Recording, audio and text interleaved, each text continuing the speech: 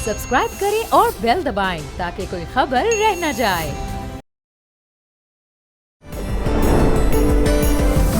अस्सलाम वालेकुम, मैं हूं ज़ुहैब मंशा। भारत दरियाओं के पानी को हथियार के तौर पर इस्तेमाल कर रहा है। भारत और पाकिस्तान के दरमियान होने वाला सिंतास मुआहदा, जो कि वर्ल्ड बैंक की सुपरविजन, वर्ल्ड बैंक की सरपरस्ती में 1960 में हुआ, यानी इंडस वाटर ट्रीटी। मुआहदे के तहत दोनों ममालिक में से कोई एक मुल्क भी इस मुआहदे को यकतरफा तौर पर मुअत्तल या ख़त्म नहीं कर सकता। लेकिन लास्ट ईयर अप्रैल 2025 में पहलगाम वाक़े के बाद वो वाक़या, जो कि भारत ने खुद बेबुनियाद जो है उसे एक इशू बनाया, और इशू बनाकर जब पाकिस्तान के ऊपर एक ऑपरेशन सिंदूर जो है उसका आगाज़ किया, और जब मार के हक की सूरत में पाकिस्तान ने जवाब दिया, तो भारत जो है वो एक बौखलाहट का शिकार होकर जिस तरीके से इंडस वाटर ट्रीटी मुआहदे को मुअत्तल किया, उसने बहुत सारे सवालात को जन्म दिया। क्योंकि भारत के साथ 47 से लेकर आज तक पहले भी हमारे हालात कशीदा रहे, पहले भी जंगें हुई, हालात बहुत मुश्किल रहे, लेकिन कभी इंडस वाटर ट्रीटी मुअत्तल नहीं हुआ। भारत ने ये मुअत्तल किया, और जिसके बाद पाकिस्तान ने सख्त रद्द-ए-अमल दिया,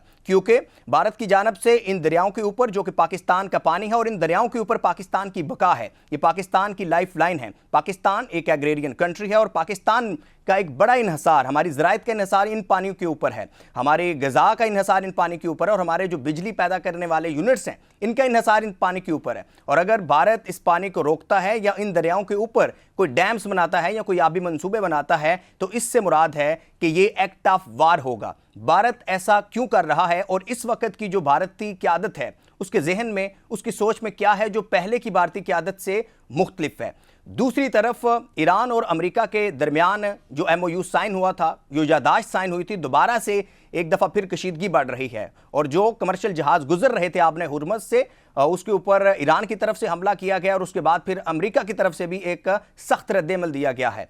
इससे जो है वो आइंदा आने वाले चंद दिनों में या आइंदा आने वाले वक्त में क्या असर हो सकता है। हमारे साथ मौजूद है इन मामलात पर गुफ्तगू के लिए एक ऐसी शख्सियत जो कि पाकिस्तान के वज़ीर ख़ारजा रहे 2002 से लेकर 2007 में मुशर्रफ टाइम में, यानी एक टफ टाइम था, वो भी एक मुश्किल वक्त था। उस वक्त भी इन्होंने एक बड़ा अच्छा रोल प्ले किया पाकिस्तान और भारत के दरमियान। लेकिन कुछ रोज़ कबल पाकिस्तान और भारत की तकरीबन 117 के करीब मुख्तलिफ शख्सियात ने लेटर लिखे हैं Pakistan government and Indian government को कि किसी तरीके से जो है ये जो गर्मा गर्मी है वो कम हो। तो इन लेटर लिखने के पीछे क्या वजूहात हैं और किस हद तक इनको उम्मीद है, क्योंकि ये जो पाकिस्तान की तरफ से शख्सियात थी उनको लीड कर रहे थे जनाब साबिक़ वज़ीर ख़ारजा खुर्शीद महमूद कसूरी साहब।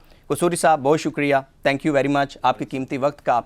इंडस वाटर ट्रीटी मुअत्तल हुए जो है वो तकरीबन 1 साल से ज़ायद अरसा हो चुका है, और आप क्या समझते हैं कि पहले भी हालात कशीदा रहे, बड़ी जंगें हुई, 65 की भी हुई, 71 की भी हुई, लेकिन कभी इंडस वाटर ट्रीटी मुअत्तल नहीं हुआ, और अब ज़ाहिर है कि पाकिस्तान की तरफ से भी सख्त रद्द-ए-अमल दिया गया है कि ये हमारी जो है वो लाइफ लाइन है, जो पानी है, और पानी को रोकना या डैम्स वगैरह तामीर करना। तो भारत के इस इक़दाम को आप कैसा देखते हैं कि क्यों, और इसमें स्पेसिफिकली चूँकि ये वर्ल्ड बैंक की सुपरविजन में हुआ था मुआहदा इंडस वाटर ट्रीटी, तो इसमें क्या इतना बेबस है वर्ल्ड बैंक, या वर्ल्ड बैंक का क्या रोल हो सकता है? नहीं, देखें, वर्ल्ड बैंक तो बाद में आएगा, पाकिस्तान निहत्ता मुल्क तो नहीं है ना। आपने जैसे देखा जंग के बाद भी अभी जो 2025 में हुई है, पाकिस्तान अपने मफादात का दिफा कर सकता है और बड़े अच्छे तरीके से कर सकता है।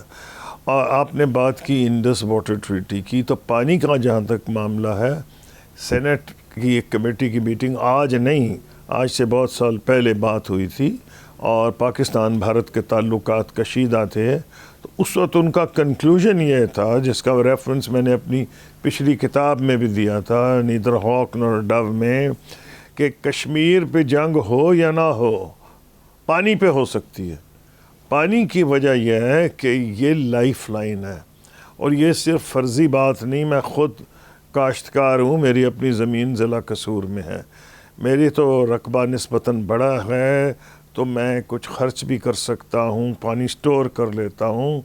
लेकिन मेरे साथ जो 5-4 एकड़ के मालिक हैं, वो तो मौत का पैगाम है अगर उनके लिए पानी रोकना तो दूर की बात है, अगर डिले किया जाए जानबूझ के कि भारत उस वक्त रेजरवाज भरे जब यहाँ पानी की ज़रूरत हो, वो ख़ुद उनके लिए मौत का पैगाम है। تو یہ ممکن ہی نہیں کہ اگر یہاں لوگوں کی زندگی موت کا معاملہ ہو تو فوج کسی صورت میں کوئی ہوتا نا کہ بڑے کاملی ریئیکٹ کرے، جیسے کہ پچھلے کور کمانڈرز نے بھی کہا ریسنٹلی جو ہوئی ہے یہ ایکٹ آف وار ہے. اس کی کیا وجہ ہے؟ بھئی you are fighting for survival. یہ کسی ملک کو حق ہی نہیں. اور یہ صرف انڈس واٹر ٹریٹی نہیں ہے، یہ ہے لا آف دا سیز.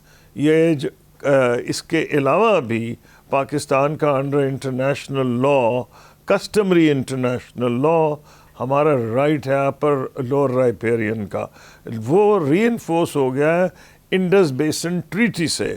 اس میں تو کوئی ہل جل کی کوئی گنجائش نہیں. اور ابھی جو ایوارڈ آیا ہے ابھی ریسنٹلی وہ بھی کلیئر ہے. تو قانون بھی پاکستان کے حق میں ہے.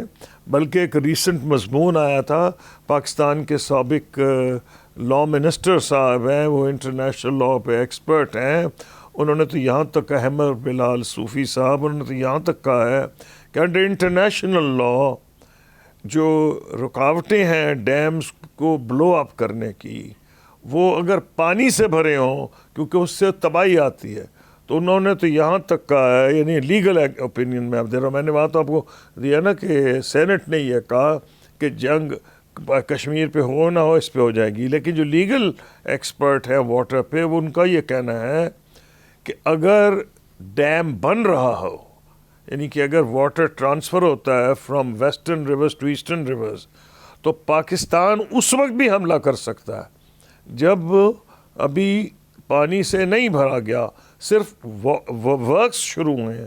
تو پاکستان ان کا تو یہ خیال ہے کہ اس پہ بھی حملہ کر سکتا ہے، اور انٹرنیشنل لا پروٹیکٹ کرتا ہے، کیونکہ انٹرنیشنل لا نارملی ڈیمز کو اور اس قسم کی چیزوں کو اس لیے اس کے کو آبجیکٹ کرتا ہے کہ اس سے جو تباہی پھیلتی ہے وہ بہت سے لوگوں میں، بہت سے علاقے میں پھیل جاتی ہے. اور یہی ایک وجہ ہے کہ جو پاکستان کو اب یہ سیریسلی سوچنا چاہیے کہ اگر اس نے واٹر ریزروارز نہ بنائے اپنے ملک میں، اور بھارت نے ڈیم کرنا شروع کر دیا پانی کو، تو کدھر جائے گا پاکستان؟ لیکن یہ ایک سیاسی بحث ہے جو میں یہاں نہیں چھیڑنا چاہتا، اس لیے کیونکہ میں بولتا ہی فارن پالیسی پہ ہوں. اور لیکن یہ پاکستان کے سیاستدانوں کو بھی سوچنا پڑے گا کہ اگر انہوں نے واٹر ڈائیورژن تو بعد کی بات ہے، اگر انہوں نے سٹوریج شروع کر دی غلط ٹائم پہ، اور سٹوریج سے جو قانون میں ان کو اجازت ہے، جو انڈس واٹر ٹریٹی میں رن ادر ریور پروجیکٹس کی اجازت ہے، لیکن رن ادر ریور پروجیکٹس میں سٹوریج اتنی نہیں ہو سکتی کہ پاکستان کا اوور آل پانی کم ہو جائے. صرف وہ بجلی جنریٹ کر سکتے ہیں، لیکن اس کی مسچف یہ ہے کہ بھئی وقت اگر وہ زیادہ کریں گے سٹوریج، تو آپ کو جب ضرورت ہوگی پانی کی کاشتکاروں کو تو وہ آپ کو ڈینائی کر دیں گے. ایسا ماضی میں انہوں نے کیا ہے. جیسے آپ قصوری صاحب کہہ رہے ہیں کہ ہمیں واٹر سٹوریج جو ہے وہ بنانے چاہیے، بڑا میں نے تو آپ کو وہ اس کا انٹرنیشنل لا سے کوئی واسطہ نہیں، اس کا بھارت سے کوئی واسطہ نہیں. یہ ہماری اپنی بے وقوفی ہے، ہمارے پولیٹیکل سسٹم کا فیلئر ہے کہ ہم بھوک سے مر جائیں گے، پانی پیاس سے مریں گے، لیکن ہم اگریمنٹ نہیں کر سکتے. یہ ہمارا پولیٹیکل فیلئر ہے. میں کسی کو نہیں بلیم کر رہا، تمام حکومتوں کا، تمام سیاستدانوں کا، کہ وہ بڑے نیرو انٹرسٹ دیکھتے ہیں اور یہ نہیں دیکھتے کہ یہ لکھا ہوا بھارت اعلان کر رہا ہے. وہ انہوں نے پروجیکٹس اعلان کر دیے ہیں، اور پروجیکٹس اگر اعلان کر دیے ہیں، میں نے تو آپ کو کہا نا کہ انڈر انٹرنیشنل لا بھارت یہ نہیں کر سکتا. پھر آپ کو یہ بھی کہا ہے کہ لیگل اوپینین یہ بھی ہے کہ جب بن رہا ہو اس پہ حملہ کیا جا سکتا ہے. لیکن میں آپ کو یہ کہہ رہا ہوں کہ یہ نہیں سوچا جا سکتا کہ بھارت ریزروارز بنائے گا جس کے نتیجے میں the only way for Pakistan is to save water. پانی جب آئے، کیونکہ وہ یہ کرتے ہیں اس وقت چھوڑ دیتے ہیں جب ان کو ریکوائرمنٹ نہیں، یا فلڈ آ جائے. تو فلڈ پریونشن کے لیے بھی، ویسے بھی کہ پاکستان میں بھی تو ٹورنشل رینز ہو، تباہ کن بارشیں ہوں، لیکن جو خطرہ یہ ہے کہ بھارت غلط وقت میں پانی چھوڑے تو ہمیشہ یہ فلڈ آ جاتے ہیں. میرا تو قصور سے تعلق ہے. ستلج میں حالانکہ وہ پانی انڈیا کو دیا گیا ہے، لیکن وہ وہاں بھی پانی چھوڑ دیتے ہیں جب ان کو ایکسیس واٹر ہوتا ہے. تو it's a very dangerous thing. Water جو ہے یہ لائف اینڈ ڈیتھ کا معاملہ ہے. اس لیے میں یہ سمجھتا ہوں اگر بھارت اس سے کھیلے گا تو اس کو تیار ہونا چاہیے پاکستان کے رسپانس کے لیے. امیڈیٹلی پاکستان کو کون سے سٹیپس لینے چاہیے؟ یعنی بھارت نے تو معاہدہ معطل کیا ہوا ہے اور جیسے وہاں پروجیکٹس بنتے ہیں تو معطل ایک تو ہے نا سیاسی ایسپیکٹ، جی ہم نہیں آنے دیں گے، پانی کا قطرہ نہیں آنے دیں گے وغیرہ وغیرہ وغیرہ، یہ کہنے کی باتیں ہیں. لیکن یہ بہت ضروری ہے اور پاکستان نے اچھا کیا، انٹرنیشنل کمیونٹی کو باور کرایا، اگلے دن کو کمانڈرز نے بھی کہا، تاکہ دنیا کو پتہ ہونا چاہیے کہ ہمارا یہ لیگل رائٹ ہے، ہم نہیں کسی کو پانی ہمارا چرانے دیں گے. یہاں تو ہمارے دیہات میں قتل ہو جاتے ہیں اگر ایک کاشتکار دوسرے کاشتکار کا پانی روک لے. یعنی یہ اتنا سیریس معاملہ ہے کہ پنجاب میں، سندھ میں قتل ہوتے ہیں اس بنیاد پر کہ واٹر کسی کا آپ روک لیں. کجا یہ کہ ایک پوری قوم ایک دوسرے ملک کا، یہ ایک پورا ملک دوسرے ملک کا پانی روک لے، تو کیسے آپ توقع کر سکتے ہیں کہ اس کے اوپر جنگ نہیں ہوگی؟ میں ان لوگوں میں ہوں جو امن چاہتا ہوں، جس نے کتاب لکھی ہے، جس نے کوشش کی. جب ہمارے دور میں انڈیا پاکستان کشمیر کے مسئلہ کے اوپر فریم ورک بھی ہو گیا تھا، اگریمنٹ بھی ہو گیا تھا، اور اس وقت بھی میں نے ان کو الرٹ کیا تھا، جو کتاب اس وقت لکھی تھی، کہ بھائی خدا کا واسطہ اس طرف نہ جائیں. اگر اپنے پانی کی کبھی بات کی تو اس کے اوپر کوئی پاکستانی گورنمنٹ اس لیے چپ نہیں کہہ سکتی کہ عوام زندہ نہیں رہنے دیں گے اس حکومت کو. اگر لوگوں کے کاشتکاروں کی موت، ان کو موت نظر آتی ہے جب ان کا پانی کوئی روک لے، تو اس لیے یہ تو انڈیا بڑی بے وقوفی کرے گا اگر کبھی یہ سوچے کہ پاکستان کا پانی بند کرے. تو اس کے اوپر ریاکشن جو ہے وہ وہی ہوگا جو کور کمانڈرز نے کہا ہے. اس لیے ایز اے سگنیٹری میں تو ان میں لگے ہوں جنہوں نے کہا ہے، پاکستان کی گورنمنٹ اور India prime minister of India Pakistan کو لیٹر لکھا ہے کہ وہ نارمل حالات لانے میں کوشش کریں، ڈپلومیٹک ریلیشنز واپس لائیں وغیرہ وغیرہ. لیکن میں ان لوگوں میں بھی ہوں جنہوں نے یہ وارن کیا ہے کہ ہندوستان کو یہ ویپن استعمال کرنے کا سوچنا بھی نہیں چاہیے، کیونکہ یہ جنگ کو دعوت دینے کی بات. ابھی ہم ایک بریک پر چلتے ہیں، بریک بعد واپس آتے ہیں ہمارے ساتھ. جی ویلکم بیک. قصوری صاحب، آپ کیا سمجھتے ہیں کہ جو دو ممالک کے درمیان معاہدہ ہوتا ہے، جیسے انڈس واٹر ٹریٹی ہے، دو ممالک کے درمیان یہ ایک سیریس معاہدہ ہوتا ہے، ایک سیریس ڈاکومنٹ ہے، اور اگر ایک کنٹری یک طرفہ طور پر اسے معطل کر دیتا ہے، تو جس طریقے سے ہم نے دیکھا کہ پہلگام واقعہ ہوا، ایک بے بنیاد جو ہے وہ پاکستان کے اوپر انہوں نے جو ہے وہ الزام لگایا، جس کو آج تک کسی فورم پر بھارت ثابت نہیں کر سکا، اور اس کا نقصان یہ ہوا کہ آج بھارت سفارتی لحاظ پر تنہا ہے. تو یہ جو بھارت کی سوچ ہے، کیا اس طرح معطل کر کے بھارت ایکسپوز ہو گیا، یا بھارت کی یہ موجودہ سیاسی قیادت کی نالائکی؟ بھارت نے آج وہ مقام کیوں نہیں رہا، سوچنے کی بات ہے. پنڈت جواہر لال نہرو کو پاکستان کے کوئی وہ محسن تو نہیں تھے، لیکن میں ان کا نام لے رہا ہوں. پنڈت جواہر لال نہرو کے دور میں بھارت کی عزت تھی، یہ نہیں تھے. کشمیر کا مسئلہ ہم یہ سمجھتے ہیں کیونکہ وہ کشمیری پنڈت تھے تو شاید یہ حل ہو سکتا تھا ایک زمانے میں. کہا یہ جاتا ہے، تاریخ دان یہ بتاتے ہیں کہ سردار پٹیل جو ویسے پاکستان میں اور مسلمانوں کے معاملے میں ایک اسٹرکٹ تھے، لیکن وہ ان کے ذہن میں یہ تھا کہ کشمیر اور حیدرآباد میں کوئی اگر سیٹلمنٹ ہوتی ہے تو کشمیر پاکستان کو چلا بھی جائے تو بری بات نہیں اگر حیدرآباد سے پاکستان اپنا ہاتھ ہٹا لے. لیکن پنڈت جواہر لال نہرو جو تھے وہ اس پہ راضی نہیں تھے. لیکن آج جو میں اب ان کا نام لے رہا ہوں، یہ لے رہا ہوں کہ ایک زمانہ تھا کہ بھارت اس نان الائنڈ موومنٹ کا لیڈر تھا، بھارت کی عزت تھی. وہ وقار کدھر چلا گیا مودی صاحب کے دور میں؟ اس قسم کی جب حرکتیں کی گئیں، مسلمانوں سے دشمنی اور ہندوستان کے مسلمانوں سے اور بھی دشمنی، پاکستان کے مسلمانوں سے دشمنی، بنگلہ دیش کے مسلمانوں سے دشمنی، تو اس کا نتیجہ کیا ہے؟ آج بھارت ایکسپوز ہو گیا دنیا میں. آج بھارت اکیلا ہے. وہ پاکستان کو ڈپلومیٹکلی تنہا کرنا چاہتا تھا، خود تنہا ہو گیا ہے. بین الاقوامی برادری کمزور ہو پر اندھی نہیں ہے. اور جب آپ نے مجھ سے بات کی کہ یہ دیکھیں نا جی بھارت یہ کر رہا ہے اور وہ کر رہا ہے، تو اس کا سمپل جواب ہے، بھارت یہ سمجھتا ہے کہ آج کل انٹرنیشنل لا کو بڑے بڑے ملک وائلیٹ کر رہے ہیں تو ہم کیوں نہیں کر سکتے. یہ ان کی بدقسمتی ہے کہ کوشش تو وہ کر رہے ہیں, لیکن وہ جو آج کل جنگل کا کہا جاتا ہے, امریکہ جنگل کا بادشاہ ہے, وہ کر سکتا ہے, یہ نہیں کر سکتے. یہ جنگل کے بادشاہ نہیں ہیں. ان کے علاقے میں پاکستان بھی ہے, وہ بھی نیوکلیئر پاور ہے, پاکستان بھی نیوکلیئر پاور ہے.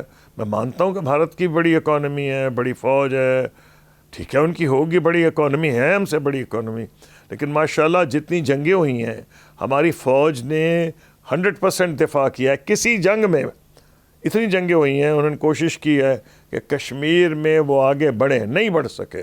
تو یہ سبق ہے انڈیا کے لیے بھی اور پاکستان کے لیے بھی کہ ایک سیٹلمنٹ جو ہے ایسی ہونی چاہیے جس میں کشمیریوں کے حقوق کا تحفظ کیا جائے اور پاکستان کے اور انڈین کی ریاستیں جو ہیں ان کا بنیادی مفادات کا تحفظ ہو.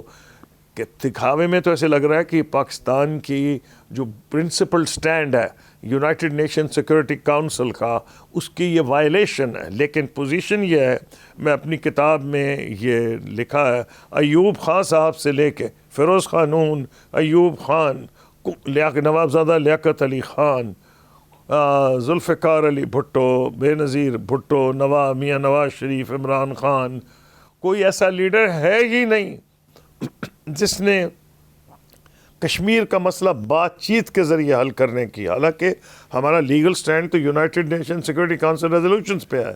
تو میرا کہنا یہ ہے کہ مسئلہ کشمیر کو حل کرنا ضروری ہے, اور ہمارے دور میں وہ مسئلہ حل ہو گیا تھا. اس کا فریم ورک میں نے کتاب میں دیا ہے, جس کو بدقسمتی سے ایئر مارشل یہ جنرل مشرف صاحب نے اس کو 4 پوائنٹس کہہ دیا تھا. 11-12 پوائنٹ ہے. وہ 4 پوائنٹس مشہور ہو گیا ہے, وہ آج بھی ڈسکس ہوتا ہے. ٹریک 2 پہ ہے, میں نے ابھی میٹنگز اٹینڈ کی ہیں, ٹریک 2 میں بھی وہی ڈسکس ہو رہا ہے, دنیا میں بھی وہی ڈسکس ہوتا ہے. تو یہ میں اس لیے آپ کو بتا رہا ہوں کہ تمام مسائل کا حل ہو سکتا ہے اگر آپ ان کو ٹھنڈے دل سے کریں. لیکن اگر آپ نفرت سے سامنے آئیں گے, جیسے مودی صاحب کے دور میں نفرت سامنے آ رہی ہے, تو اس کا نتیجہ وہی ہوگا کہ بھارت نے ڈپلومیٹکلی آئسولیشن کا شکار ہوا ہے. کیا دیکھیں اس کا رول کیا رہا ہے. یہ جو ایران میں اتنی ان کی دوستی تھی, north south dialogue, north south transit بنا رہے تھے, شاہ بہار سے اوپر جا رہے تھے, پاکستان کو بائی پاس کرنے کے لیے بیڑا غرق کرا لیا انہوں نے اپنا. مسلمان دشمنی میں وہ دوست گود میں بیٹھ گئے جا کے نیتن یاہو کے, وزیر اعظم نیتن یاہو اسرائیل جو مسلمانوں کا قاتل ہے, صرف ان سے دوستی کے لیے مودی صاحب 1 دن پہلے گئے ہیں حملے سے پہلے. جو حملہ کیا گیا ہے اسرائیل کی طرف سے, اس کا نتیجہ کیا ہے کہ آج ہندوستان کے لکھنے والے لکھ رہے ہیں کہ رسوائی ہوئی ہے بھارت کی. جو ان کا ڈیلیگیشن گیا ہے فیونرل میں گیا, مودی صاحب کی ہمت نہیں ہوئی کہ خود جائیں, ایک لو لیول ڈیلیگیشن بھیجا ہے جس کا ذکر بھی نہیں ہوا. آج ہی میں پڑھ رہا تھا افغانستان کا جو ڈپٹی پرائم منسٹر ہے ملا برادر, ان کو ریسیو کر لیا ہے پریزیڈنٹ آف ایران نے, ان کے ڈیلیگیشن کو ریسیو بھی نہیں کیا گیا. یعنی سفارتی لوگ اتنی ان کو تنہا ہو گئے, نہ بے وقتی ہوئی ہے, بے عزتی ہوئی ہے کہ ایران اندھا تو نہیں ہے, دیکھ رہے ہیں نا کہ ان کے جو جب رہبر شہید ہوئے تو ساری دنیا سے میسیجز آئیں. پاکستان نے کنڈیم کیا اٹیک جو امریکہ اور اسرائیل نے کیا تھا, یہ بالکل چپ رہا ہے, اور جب وہ شہید ہو گئے یہ تب بھی چپ رہا ہے. تو یہ ایران کو نظر آ رہا ہے نا. تو میں آپ کو پوچھ رہا ہوں, جب نفرت میں آپ اندھے ہو جائیں تو آپ کے اپنے مفادات بھی آپ کو نظر نہیں آتے. ایران سے تعلقات ان کے مفاد میں تھے, وہ پاکستان کو بائی پاس کرنے کے لیے وہاں سے جانے کا سوچ رہے تھے, اور شاہ بہار پورٹ پہ انہوں نے انویسٹمنٹ بھی کی تھی, وہاں سے وہ واپس نکل گئے. تو نقصان تو ہو رہا ہے نا ایسی پالیسی کو. آپ نے مجھ سے پوچھا کہ بھارت ایسی پالیسی کرتا ہے, تو بھارت کو امریکہ تو نہیں, امریکہ کو بھی نقصان ہوتا ہے جب وہ غلط پالیسیز اپناتا ہے. تو یہ تو امریکہ نہیں ہے نا اس علاقے. ان کو یہ اگر غلط فہمی ہوئی کہ جی امریکہ کر سکتا ہے تو ہم بھی کر سکتے ہیں, بھئی تم امریکہ نہیں ہو. یہ کیونکہ اس غلط فہمی کا شکار تھے, ان کو نقصان اٹھانا پڑا. سابق وزیر خارجہ خورشید محمود قصوری صاحب کے ساتھ ہمارا پروگرام جاری ہے. ابھی ہم ایک بریک پر چلتے ہیں, بریک بعد واپس آتے ہیں, ہمارے ساتھ رہیے. جی ویلکم بیک. قصوری صاحب, دوبارہ سے ایران اور امریکہ کے درمیان کشیدگی جو ہے وہ بڑھ رہی ہے, شروع ہو چکی ہے, اور ایک ایسے وقت میں جب ہامنائی صاحب کی آخری رسومات کی آخری ایام ہیں, تو جو ہے وہ قطر کا کمرشل جہاز وہاں سے گزر رہا ہوتا ہے اور پھر اٹیک کیا جاتا ہے ایران کی طرف سے, اور پھر رد عمل دیا جاتا ہے امریکہ کی طرف سے.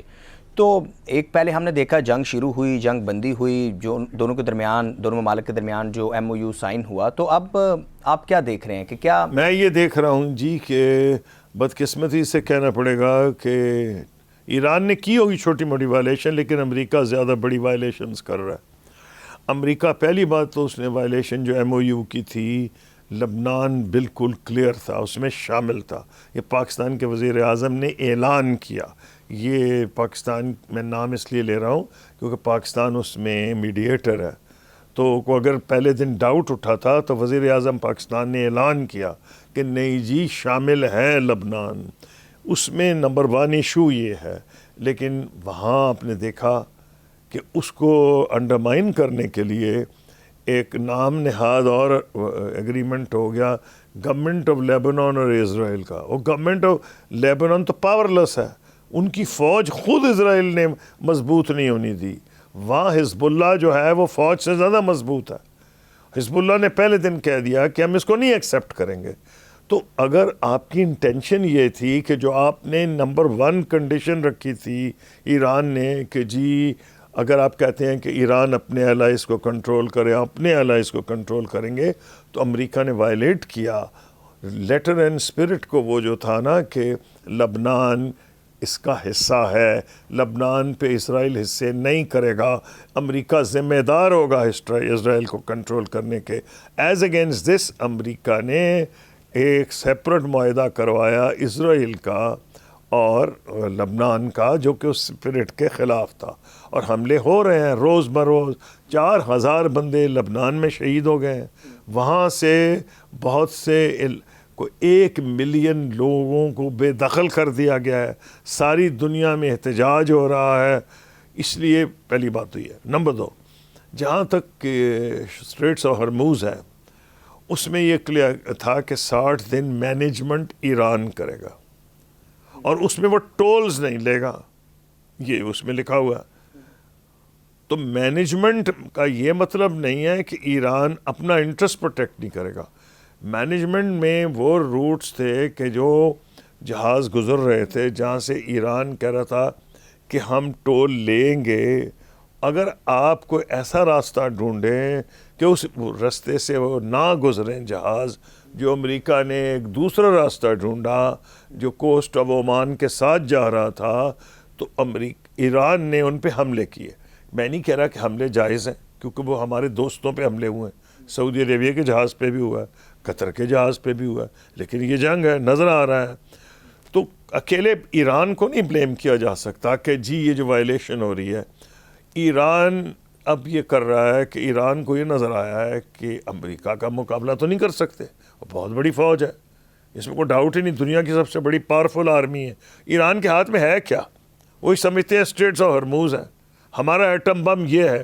امریکہ تو اس کا دوسرا بم رکوا رہا تھا, اس کے ہاتھ میں یہ پکڑا دیا ہے.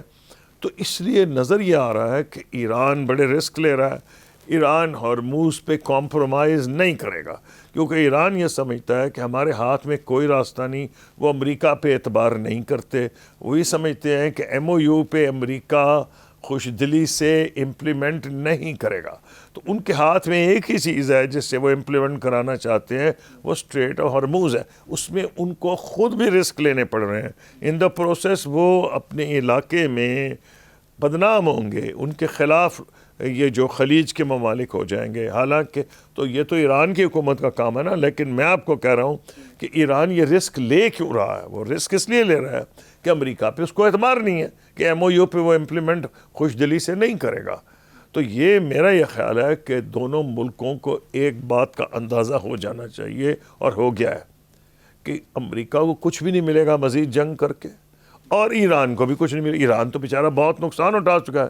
20,000 بلڈنگز تباہ ہو گئی ہیں, 4,000 بندے شہید ہو گئے. پہلے ہی حملے میں 300 بچیاں شہید ہو گئی تھیں. تو ایران کو تو کچھ نہیں ملے گا نا, ان کا تو انفراسٹرکچر تباہ کر دیا گیا ہے. 20 سال ان کو پیچھے کر دیا گیا. اسی لیے $300 بلین کا ذکر ہو رہا ہے کہ $300 بلین کا ایک فنڈ ہوگا جس کو ریپریشنز مانگ رہا تھا ایران. وہ تو نہیں, انہوں نے ریپریشنز کا ٹرم تو نہیں یوز کی, لیکن انہوں نے کہا جی $300 بلین استعمال ہوں گے اس میں ایران کی ریکنسٹرکشن میں. اور امریکہ نے اپنے آپ کو بچانے کے لیے, امریکن پبلک کہہ دی ہمارا پیسہ کوئی نہیں اس میں ہوگا. یعنی کہ ہم سزا کے طور پہ جرمانہ نہیں ادا کر رہے, وہ جرمانہ ان سے ہی دلوائیں گے جن پہ حملہ ہوا ہے. یعنی کہ اور جن کی مرضی کے خلاف امریکہ نے جنگ کی, خلیج کی ریاستیں, ان سے پوچھ کے تو نہیں حملہ کیا تھا. ایران نے خود حملہ کیا, امریکہ نے حملہ کیا تھا, جس کا ایران شروع سے کہہ رہا تھا کہ ہم اس کا جواب دیں گے اڈوں پہ. اڈے اگر وہاں ہیں تو بدنصیبی ہے, ان اڈوں پہ حملہ ہو رہا ہے. تو اسرائیل کی تو کوشش ہی ہے کہ مسلمان سے لڑے. وہ تو چاہتا ہے کہ ایران کی عربوں کا جنگ ہو جائے, لیکن یہ امریکہ کے مفاد میں نہیں ہے, کیونکہ امریکہ ایک سپر پاور ہے. امریکہ نے اور انٹرسٹ دیکھنے. اسرائیل نے تو یہ جو پرائم منسٹر ہے, یا وہ جیل جائیں گے یا جنگ کریں گے. جتنی دیر جنگ ہو رہی ہے جیل سے بچے ہوئے ہیں, وہ تو جیل جا رہے ہیں کرپشن میں. انہوں نے روکنے کے لیے کوشش کیا ہے کہ جنگ ختم ہی نہ ہو. یہ امریکہ نے سوچنا ہے کہ بھائی یہ جو گیم ہے اسرائیل کی, کیا یہ ہمارے مفاد میں. سب سے پہلی بات تو یہ کہ امریکہ کا اکثریت پبلک اوپینین اس نتیجے پہ پہنچ گیا کہ یہ جنگ امریکہ کی نہیں اسرائیل کی ہے. اسی کی قیمت ادا کرنی پڑ رہی ہے پریزیڈنٹ ٹرمپ کو. اب شکار وہ اس بات کے ہو گئے ہیں کہ ایک طرف وہ مرتا کیا نہ کرتا گیا تو امپلیمنٹ کریں MOU. تو جو وہ طبقہ ہے ریپبلکن پارٹی کا, ڈیموکریٹس کو چھوڑیں, وہ بھی حملے کر رہا ہے کہ جی یہ تو سرنڈر ڈاکومنٹ ہے, تم کیا کر کے آ گئے ہو. کیونکہ وہاں ہو رہے مڈ ٹرم الیکشنز, ڈیموکریٹس بھی گرم ہو گئے. تو ٹرمپ کبھی ٹھنڈی, گرم اور سرد, ہاٹ اینڈ کولڈ اس لیے بلو کرتے ہیں. کبھی وہ یہ جسٹیفائی کرتے ہیں MOU کو, کبھی وہ ان لوگوں کو سیٹسفائی کرتے ہیں جو کہہ رہے ہیں سرنڈر ڈاکومنٹ ہے. نہیں, وہ کہتے ہیں ہم تو ایران کے اوپر سخت ایکشن لیں گے. یہ ڈینجرس مومنٹ ہے. تدبر کی ضرورت ہے دونوں سائڈز پہ, اور امریکہ کا لاس زیادہ ہوگا. اسرائیل کا تو کچھ بھی نہیں, وہ تو چاہتے ہیں جنگ ہوتی رہے, اور ایران کو بہت تدبر دکھانا پڑے گا. ایک مشکل امتحان میں وہ ہیں, اور میں یہ چاہتا ہوں کہ وہ تدبر دکھائیں. پاکستان اور قطر کو رول ادا کرنا چاہیے, اور مجھے کوئی ڈاؤٹ نہیں کہ وہ رول ادا کر رہے ہیں, کیونکہ یہ ہمارے اپنے خطے کے مفاد میں ہیں. پاکستان, انڈیا, بنگلہ دیش. انڈیا جو خوش ہو, اس کو تکلیف تھی کہ پاکستان کوئی اور رول ادا کیوں کر رہا ہے. اس کو یہ سوچنا چاہیے کہ پاکستان کی کوششوں سے ہندوستان کے غربا کا بھی بہتری ہوگی. پاکستان کی تو ہوگی, بنگلہ دیش کی بھی ہوگی, جو غریب عوام ہے اس علاقے میں, کسی ملک میں بستے ہیں, جس حساب سے قیمتیں بڑھ رہی ہیں گیس کی, تیل کی. قصوری صاحب, 100 سے زائد جو ہیں پاکستانی اور انڈین, جن میں آپ بھی شامل ہیں, جنہوں نے لیٹر پر سائن کیا ہے, دونوں حکومتوں کی طرف سے کوئی سنجیدہ جواب نہیں ملا. تو آپ دیکھیں, جب بات سچ کرنی ہو نا, آپ جواب نہیں توقع کر رہے, آپ یہ اپیل کر رہے ہیں پبلک کو. ہندوستان کی 33% پبلک دیتی ہے ووٹ مودی صاحب کو, 66% خلاف دیتی ہے. ہم ان کو اپیل کر رہے ہیں کہ یہ پالیسی جو ہے یہ تمہیں مروائے گی, ہندوستان پاکستان تعلقات خراب کرائے گی. اور جو 33% ووٹ دیتے ہیں, میں نے تجزیہ کیا ہے جس کا میں اگلی کتاب میں بھی ذکر کروں گا, ان میں سے 14-15% وہ ہیں جو یہ سمجھتے ہیں کہ گجرات ماڈل ڈیولپمنٹ کا مودی صاحب لائیں گے. اس میں میکسیمم 18-15% ایسے لوگ ہیں جو نفرت کرتے ہیں مسلمانوں سے. وہ 15-18% سے زیادہ نہیں ہے. ہم نے اپیل کر رہے ہیں جو باقی 85% انڈیا میں ہیں, یا 80% ہیں, یا 75% ہیں, کہ بھائی یہ بیڑا غرق کرا دیں گے اگر یہی پالیسیز جاری رہیں.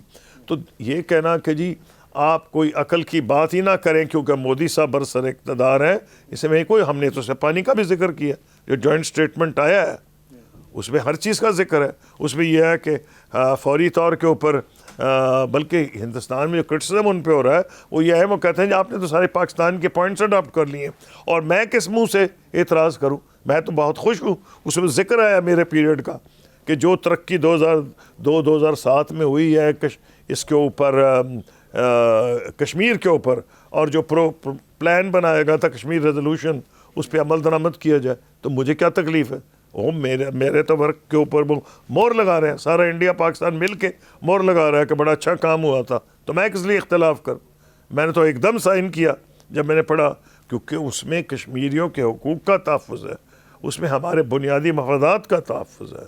تو اس لیے یہ کہنا کہ جی مودی مانیں گے، نہیں مانے، ہم نے مودی صاحب کو 1000 سال کے لیے تو نہیں آئے، حکومتیں ہوتی ہیں تو ایسے لگتی ہیں کہ جی وہ اب ہے، لیکن بڑا ملک ہے پاکستان، انڈیا بڑا ملک ہے، یہ مودی آئیں گے کتنے 5 سال رہ جائیں گے، پھر کیا ہوگا؟